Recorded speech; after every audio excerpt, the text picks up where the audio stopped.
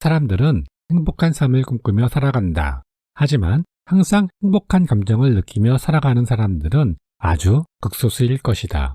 어떻게 하면 행복하게 살 수 있을까? 행복을 위한 심리학의 법칙은 무엇일까? 오늘 소개할 책은 중국에서 150만 부 이상 판매된 베스트셀러인 정원청의 저서 심리학을 만나 행복해졌다 이다. 책에는 복잡한 세상과 사람의 마음을 꿰뚫어보는 심리법칙 75개를 소개하고 있다. 그중 행복을 위한 심리, 사람의 마음가짐에 대해 살펴보자. 1kg의 물건을 들어올리다 2kg의 물건을 들어올리면 무게의 차이를 바로 알 수 있다. 하지만 20kg의 물건을 들어올리다 21kg의 물건을 들어올리면 우리는 그 차이를 거의 느낄 수 없다. 처음에 약한 자극을 주면 자극의 변화가 적어도 그 변화를 쉽게 감지할 수 있으나 처음에 강한 자극을 주면 자극의 변화를 감지하는 능력이 약해져서 더 큰 자극에서만 변화를 감지할 수 있다. 이는 독일의 생리학자 베버가 발견하여 제시한 이론인 베버의 법칙이다.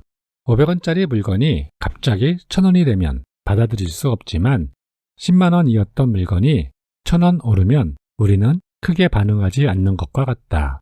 베버의 법칙은 행복을 느끼는 감정에도 그대로 적용된다. 사람이 처한 상황이 아주 나쁜 상태에서는 사소한 진전에도 만족감과 행복감을 느낄 수 있으나 처한 환경이 점점 나아지면서 요구, 욕망 등은 그에 따라 높아진다. 그에 반해서 행복을 느끼는 능력은 크게 저하된다. 우리가 행복을 느끼지 못할 때도 행복은 여전히 우리의 주위에 있지만 마음속에서 그에 대한 감성을 잃었을 뿐이다. 로마 철학가인 세네카는 만약 당신이 현재의 만족을 느끼지 못한다면 세상을 다 가진다고 해도 행복해질 수 없을 것이다 라고 했다. 프랑스의 철학가인 드니 디드로가 쓴 에세이 나의 오래된 가운을 버림으로 인한 후회에서 나오는 일화이다. 그는 친구에게 화려하고 고급스러운 가운 하나를 선물 받았고 매우 기뻐했다. 그런데 이 화려한 가운을 받자 갑자기 집안에 있는 가구들이 몹시 낡아 보였고 스타일이 이 가운과 어울리지도 않아 보였다. 그래서 그는 새 가구를 구입했고 결국 주위의 모든 환경을 그 가운의 품격에 맞췄다. 하지만 그 이후에 오히려 더 불편했다. 일시적 충동이 지나간 후 그는 내가 가운에게 지배당했구나 라는 사실을 깨달았기 때문이다. 미국 하버드 대학교 경제학자인 줄리엣 슈어는 이를 디드로 효과라 했다.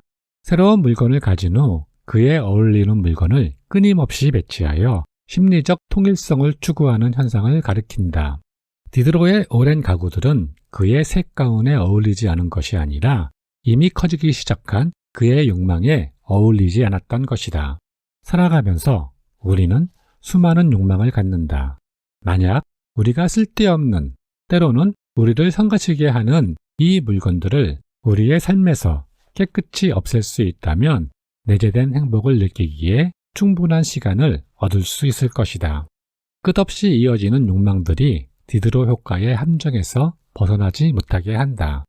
우리의 생활에서 쓸모없거나 꼭 우리가 가져야 할 게 아니라면 포기하는 법을 배워야 한다. 포기를 알면 비로소 욕망의 무한한 팽창을 막을 수 있고 자신의 삶에 더 충실해지며 태연하고 홀가분하게 살 수 있다.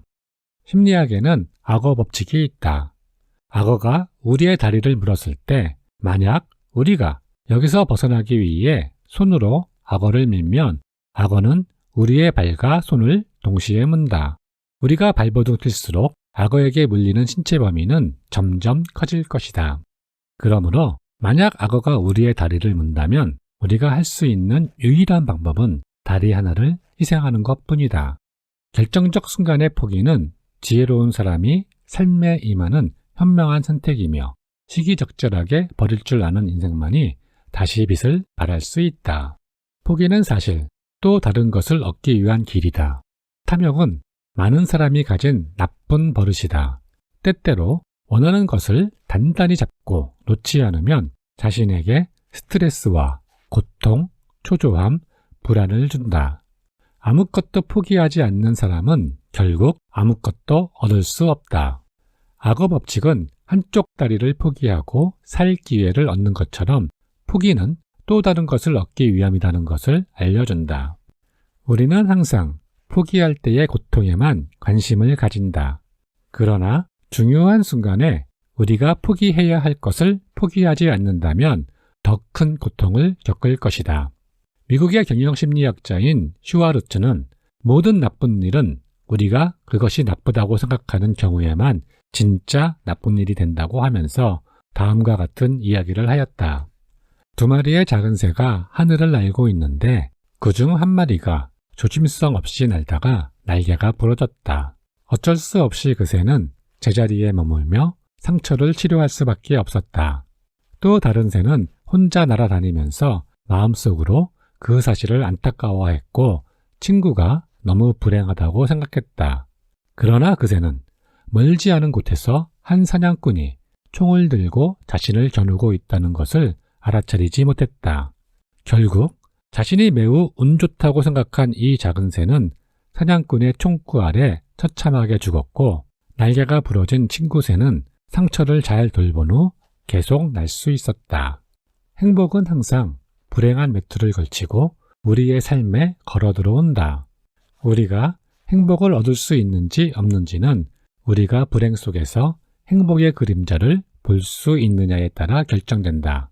우리는 불행 속에서 행복을 찾는 법을 배워야만 비로소 효과적인 대책을 세우며 불행에서 벗어날 수 있다. 이 세상엔 완전 무결한 것이 없는 것처럼 순수한 행복 혹은 불행은 없다.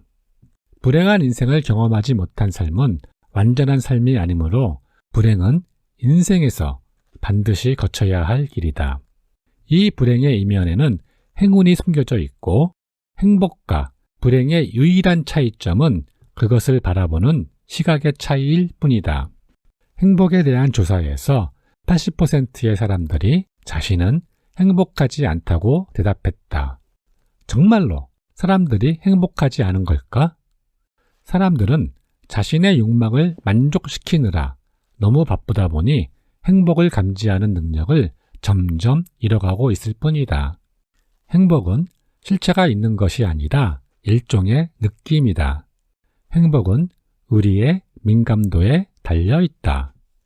만족할 줄 아는 사람은 항상 즐겁고 마음으로 느낄 줄만 알면 행복은 반드시 우리 곁에 있다. 그리고 불행은 모든 사람의 삶에 있는 경험 중 일부이고 별난 행복일 수도 있다.